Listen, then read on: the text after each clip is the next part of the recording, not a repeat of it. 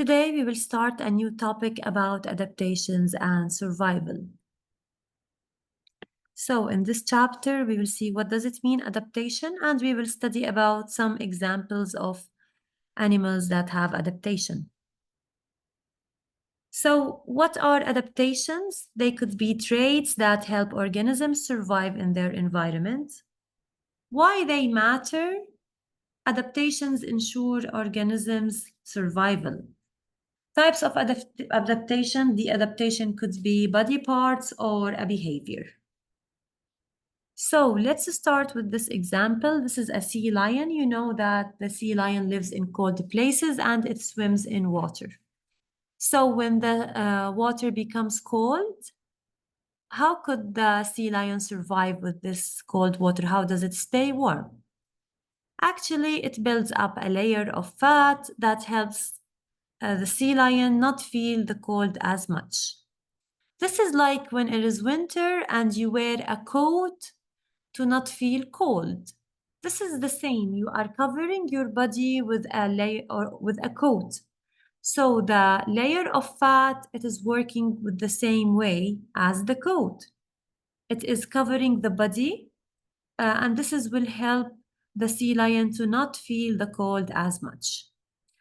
So building up a layer of fat, this is the adaptation for the sea lion to survive or to stay warm in cold water. So what is an adaptation? An adaptation is a trait. Here for the sea lion, it is a body part that helps an organism to survive in its environment. Another example, the pond environment. You know that there are many animals and plants live there. So the pond is a home for many organisms. They get their needs, like getting food and water from the pond environment. So what would happen to those organisms that live in the pond if there is changes in this pond? Like, let's say the people began a construction building there, construction project. What would happen? First of all, to have this building, people need to cut some trees, remove soil, and maybe sometimes to dry up the water. So big changes will happen to this environment. So will affect the organisms that live there. So after a construction project begins, the environment changes. So some plants and animals unable to survive changes. So they might die. They cannot survive with these changes. Or some organisms, the surviving organisms must quickly adapt to new conditions. They have to find a way to survive with the changes, with the new environment. So, survival of individuals. As we said, living things have adaptations that help them to stay alive or to survive. So the adaptation, as we said, it could be a trait or a body part, or it could be a behavior or an action. So that helps them to survive. How do living things adapt to survive? Let's see. This is a saguaro cactus. We studied before. We said that saguaro cactus has only one main stem, but if the environment changes and there is more water, it will grow more branches. So why it is growing more branches? Because there is more water, and as you know, the saguaro cactus store the water in the stem.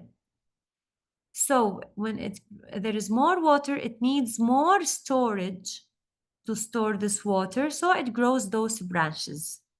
So the saguaro cactuses that have more branches, they will have more advantages than the ones with one main stem only. And by the way, advantages means the good things that the animal have, or the plant, or an organism. So here, let's see what advantages does the saguaro cactus have. So as you see here, when the saguaro cactus has only one stem or one branch only, it would have some flowers, then it will be some fruits, and they will have, or when they reproduce, they will produce only one cacti, or yeah, they will not produce as much as when the cactus has more arms or more branches. More arms means more flowers, so more fruits, and there will be more offspring. So a saguaro cactus with more arms can produce more offspring and even can store more water. So those are other animals. Let's see the environment of each one. We have here a polar bear. The polar bear live in a cold environment. The tree frog, it lives in a warm, moist environment, and the camel lives in a hot, dry environment. And each one of them has its own adaptation to survive in its environment.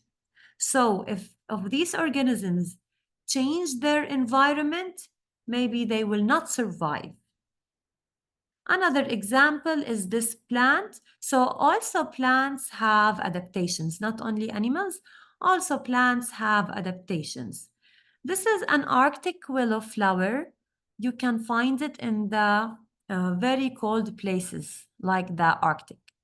So, what is the adaptation of this flower?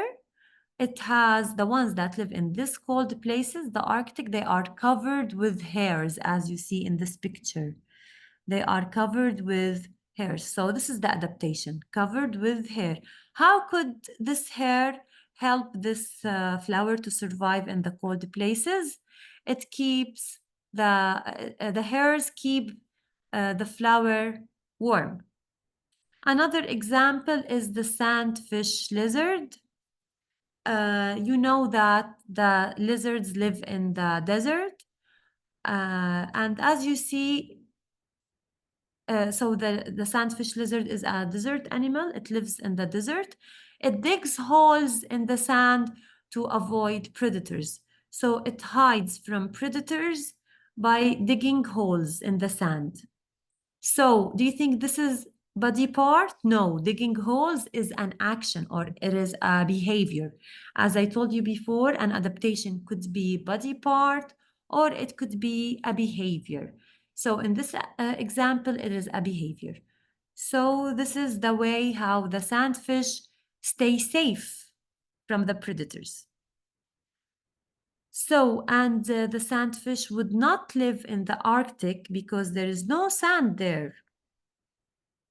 So, what adaptations would an animal need to survive in a pond?